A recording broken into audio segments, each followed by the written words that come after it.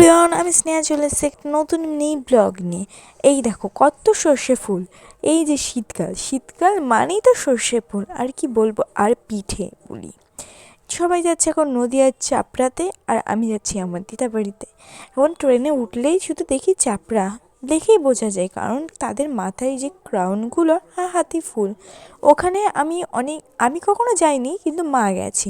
মা তখন চাপড়া এত ভাইরাল হয়েছিল না, ওখানে যেহেতু আমাদের একটা আত্মীয় বাড়ি আছে, তো সেখানে মা গেছিলো, ওনাদেরই জমি আছে।